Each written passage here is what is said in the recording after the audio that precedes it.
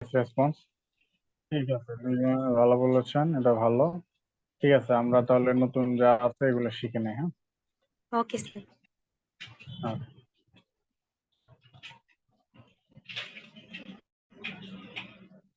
আচ্ছা, আমরা এর আগে পড়েছিলাম হচ্ছে শুট পর্যন্ত, তাই না? আমরা আজকে মে পর্যন্ত পড়বো। হ্যাঁ, মে থেকে শুরু করবো।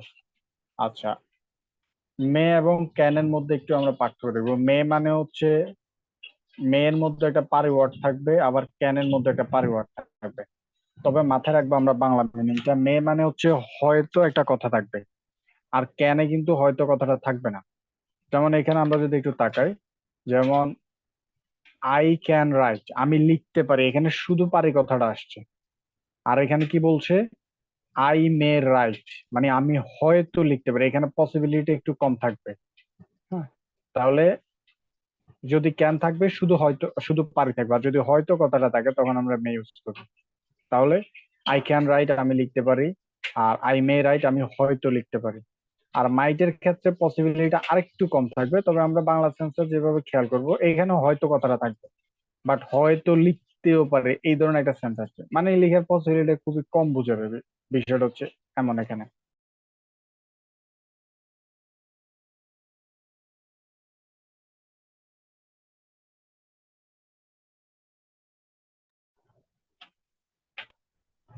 আই মে রাইট, আমি হয়তো লিখতে পারি। আই মাইট রাইট, আমি হয়তো লিখতেও পারি। তাহলে পার্থক্যটা তো বুঝছেন, এদের কিন্তু পারে মোটামুটি তিনটা ওয়ার্ডের মধ্যেই কিন্তু পারে কথাটা আছে, তাই না? যেমন আই ক্যান রাইট, আমি লিখতে পারি। আই মে রাইট, আমি হয়তো লিখতে পারি। আর আই মাইট রাইট, আমি হয়তো লিখতেও পারি। জাস্ট বাংলা সেন্সটা খেয়াল রাখবেন। আর সেম আমরা 6 প্যাটার্ন করে প্র্যাকটিস করতে পারবো এই তিনটাকে। ওকে, আচ্ছা, এখন মাঝে মধ্যে ধরেন আমরা জানি হচ্ছে শুড মানে উচিত, কিন্তু ধরেন কিছু মডেলস আছে যাদের কোনো পাস্ট ফর্ম নাই, এদেরকে আমরা হ্যাভ প্লাস বিচ্ছি দিয়ে পাস্ট ফর্ম করবো। তার আমরা মাঝে মধ্যে বলি না যে তোমার আজকে বাজারে যাওয়া উচিত ছিল, এখন তোমার বাজারে যাওয়া উচিত হচ্ছে you should go to market. কিন্তু যখন আমরা বলবো যে তোমার বাজারে যাওয়া উচিত ছিল, তখন কি বলবো, তাই না? তাহলে you should have gone to market, you should have gone to market, যে মডেলসকে অতীত করার জন্য আমরা হ্যাভ প্লাস বিচ ইউজ করবো। দেন আমার লিখে উচিত আই শুড রাইট, আর আমার লিখে উচিত ছিল, দেখেন অতীতের কথা বলছে। তাহলে আমার লিখে উচিত ছিল I should have return, I should have return. ঠিক এটাকে আমরা 6 প্যাটার্ন করার ক্ষেত্রে শুড হ্যাভ রিটার্ন, আমার কি লিখে উচিত ছিল, শুডেন্ট হ্যাভ রিটার্ন, আমার কি লিখে উচিত ছিল না। যেমন আমরা মাস্ট মাস্ট পড়ছিলাম কি, যেমন হচ্ছে যে মাস্ট পড়ছিলাম দুইটা জিনিস দিয়ে, যে আই মাস্ট রাইট, আমি অবশ্যই লিখবো অথবা আমি অবশ্যই লিখবো। I must do the work, আমি অবশ্যই কাজটি করি বা করবো। এখন আমি বলি না যে তুমি অবশ্যই কাজটি করেছো। হুম, এখন দেখেন এটা অতীতের কথা বলছে, কিন্তু মাস্ট তো আমাদেরকে শুধু প্রেজেন্ট দেখাচ্ছে, তাই না? তো এই ক্ষেত্রে আমরা কি করব, ওই ক্ষেত্রে আমরা মাস্ট হ্যাভ প্লাস বিচ, যে শুড হ্যাভ এর মতো হ্যাভ প্লাস বিচ দিব। তাহলে I must done do the work, আমি অবশ্যই কাজটি করি। আর I must have done the work, আমি অবশ্যই কাজটি করেছিলাম। তাহলে যখন এই ধরনের সেন্স আসবে তখন আমরা ইউজ করবো হচ্ছে মাস্ট হ্যাভ। ক্লিয়ার? ওকে,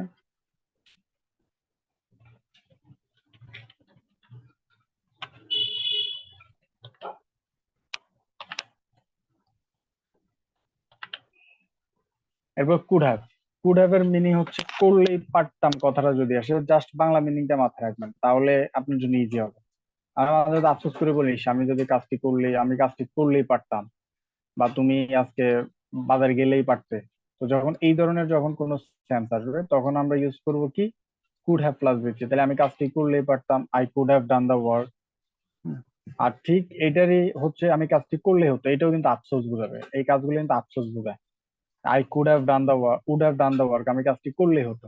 দেখেন দুইটা সেন্স একটু পার্থক্য হয়। আমি কাজটি করলেই পারতাম মানে আফসোস করি নাই। আর এখানে আরেকটু আফসোস দিচ্ছি কি, আমি কাজটি করলেই হতো, তাহলে করলেই পারতাম হচ্ছে কুড হ্যাভ প্লাস দিচ্ছি, আর করলেই হতো হচ্ছে উড হ্যাভ প্লাস দিচ্ছি। এই জিনিসগুলো খেয়াল রাখবে। আচ্ছা, এরপর হচ্ছে আসি হ্যাভ টু। হ্যাভ টু, এই জিনিসগুলোর মধ্যে একটু পার্থক্য হচ্ছে, হ্যাভ টু মানে হচ্ছে করতে হবে, মানে বাংলাটাকে আমরা খেয়াল রাখবো, করতে হবে।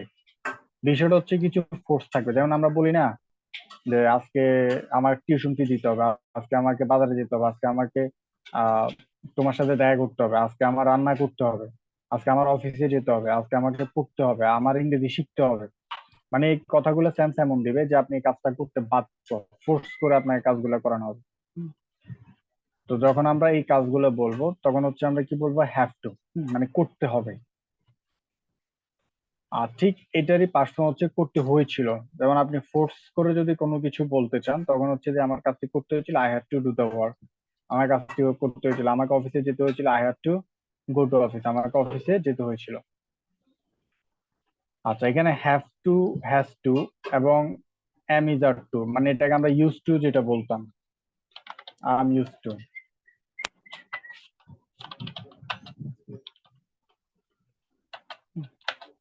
আম ইউজ টু অথবা am to is to are to, এটা বলা হয়। এটার বাংলাটা আমরা খেয়াল, বাংলা যদি খেয়াল রাখেন তাহলে বিষয়গুলো ইজি হয়ে যাবে। করতে হয়, করার কথা, তাহলে am to is to are to মানে হচ্ছে করতে হয়, করার কথা। আর এটা হ্যাভ টু মানে হচ্ছে করতে হবে। তবে দুইটার মধ্যে পার্থক্য একটু হচ্ছে, ধরেন অ্যাজ ইউজুয়ালি আমরা যখন ভার্সিটিতে যাই, হ্যাঁ, ধরেন আমরা ভার্সিটিতে গেলেও বা না গেলেও তা হয় না এমন। তার মানে যেমন আমার সকালে ভার্সিটিতে যাওয়ার কথা, I am two go two varsity in the morning. এখন ধরেন একটা কোম্পানির বস, ও মনে করেন যে অফিসে যখনই যাক কোনো সমস্যা নাই, কারণ হচ্ছে যে ওর তো টাইম টেবিল নাই, তাহলে ও বলবো হচ্ছে I am two go to office in the morning, আমাকে সকালে অফিসে যেতে হয়। হ্যাঁ, বা অথবা হচ্ছে আমার সকালে অফিসে যাওয়ার কথা। কিন্তু ধরেন ওই বসের ওই দিন ধরেন একটা ক্লায়েন্ট আছে বিশাল অ্যামাউন্টের, ধরেন 1 কোটি টাকার একটা ক্লায়েন্টের মিটিং আছে, তখন কিন্তু ও কিন্তু অফিসে যাওয়ার জন্য বাধ্য, তাই না? ও কিন্তু চাইলে অ্যাভয়েড করতে পারবে না। তো তখন ও আর যদি বলে I am two go to office, আমার অফিসে যাওয়ার কথা, তখন কিন্তু আর হবে না। তখন ওকে বলতে হবে I have to go to office, কারণ এখানে তার একটা ফোর্স আছে। হ্যাঁ, না গেলে একটা ক্ষতি হয়ে যাবে, অ্যাভয়েড করতে পারবে না।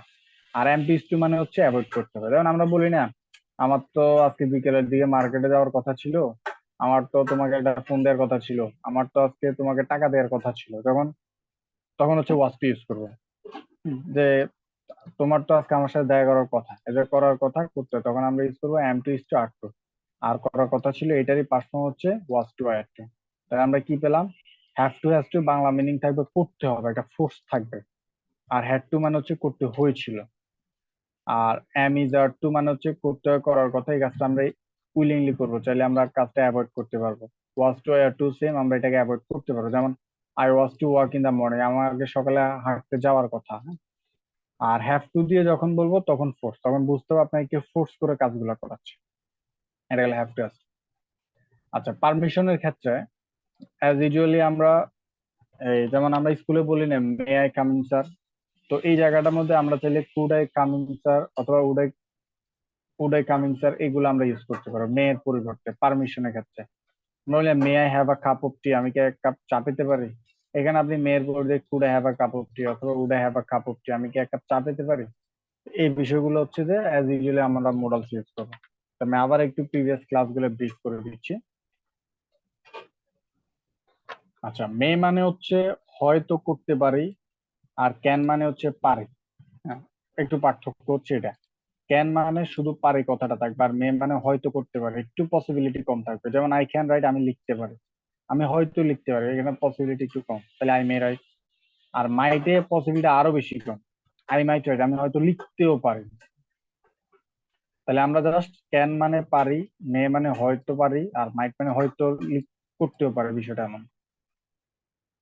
আচ্ছা, শুড মানে আমরা জানি উচিত, যেমন আমার লিখে উচিত আই শুড রাইট, কিন্তু আমরা বলি না যে আমার লিখে উচিত ছিল, যে আমার তো স্যারের হোমওয়ার্কটা করা উচিত ছিল। যখন এই সেন্স গুলো আসবে তখন আমরা ইউজ করবো কি, শুড হ্যাভ প্লাস বিটি, মানে মোডালস এর সাথে আমরা একটা হ্যাভ প্লাস বিটি ইউজ করবো। তাহলে আমার লিখে উচিত ছিল I should have written, I should have written. ঠিক তেমনি মাস্ট মানে হচ্ছে আমরা জানি যে আমি অবশ্যই কাজটি করি, তাহলে I must do the work, অথবা আমি অবশ্যই কাজটি করবো, I must do the work. কিন্তু আমরা বললে আমি অবশ্যই কাজটি করেছি, অথবা সে অবশ্যই কাজটি করেছে, তুমি অবশ্যই আহ রান্না করেছো, বলি না তুমি অবশ্যই ফেল করেছো, তুমি অবশ্যই গ্লাসটি ভেঙেছো। তো যখন এই ধরনের কথা বলবো অতীতে অবশ্যই দিয়ে, তখন আমরা মাস্টার প্লাস দিচ্ছি। যেমন আমি অবশ্যই কাজটি করেছিলাম, I must have done the work. ঠিক এটাকে আমরা সিক্স প্যাটার্ন করতে, must I have done the work, আমি কি অবশ্যই কাজটি করেছিলাম। কুড হ্যাভ এর মিনিং হচ্ছে করলেই পারতাম, উড হ্যাভ মানে হচ্ছে করলেই হতো। যেমন এগুলো আফসোস বোঝাবে, যে আমি কাজ করি নাই এখন আফসোস করছিস, আমি কাজটি করলেই পারতাম, তাহলে I could have done the work. আর আমি কাজটি করলে হতো, I would have done the work. Have to মানে হচ্ছে করতে হবে, এটা একটা ফোর্স থাকবে, আপনি কাজ করতে বাধ্য থাকবেন, আপনার পিছন থেকে কোনো একটা তাড়না থাকবে এই কাজটা করার জন্য। চাইলে আপনি অ্যাজ ইউজুয়ালি অ্যাভয়েড করতে পারবেন না, যেমন আমাকে অফিসে যেতে হবে, I have to go to office. এটারই পার্ট ফর্ম হচ্ছে হ্যাভ টু, আমার অফিসে যেতে হয়েছিল, I have to go to office. Am to is to are to হচ্ছে হ্যাভ টুর মতোই, তবে এটা নিয়ে হচ্ছে করতে করার কথা, এখানে আপনার ফোর্স থাকবে না, আপনি চাইলে অ্যাজ ইউজুয়ালি কাজটা আপনি অ্যাভয়েড করতে পারবেন। হ্যাঁ, যেমন আমরা মাঝে মধ্যে বলি না, আমার আজকে তোমার সাথে দেখা করার কথা, কিন্তু আমি তো ব্যস্ততার জন্য হয়তো দেখা করতে পারবো না, আমার তো আজকে তোমাদের বাসায় যাওয়ার কথা, হয়তো আমার একটা কাজ আছে সেজন্য যাইতে পারবো না। তো যখন এই ধরনের সেন্স আছে, আপনি চাইলে অ্যাভয়েড করতে পারবেন, তখন আপনি আর হ্যাভ টু ইউজ করতে পারবেন, তখন আপনি ইউজ করতে am to is to are to, মানে আপনার সাবজেক্ট অনুযায়ী চেঞ্জ হবে। আর ঠিক এটারই পার্ট ফর্ম হচ্ছে ওয়াজ টু অ্যাড টু। পারমিশনের ক্ষেত্রে যেমন আমরা যখন স্কুলে থাকতে এটা বলতাম, মে আই কামিং স্যার, যে আমি স্যার আসতে পারি, ওইখানে আপনি উড কুড দিয়ে বলতে পারেন। May I have a cup of tea, আমি কি এক কাপ চা পেতে পারি, এখানে আপনি could I have a cup of tea অথবা would I have a cup of tea, এটা আমরা ইউজ করতে পারবো। ঠিক আছে, তো এটাই হচ্ছে মূলত অ্যাজ ইউজুয়ালি মডালস। আগেও কিছু ছিল, আগেরগুলো আমি প্র্যাকটিস করাই দিয়েছি।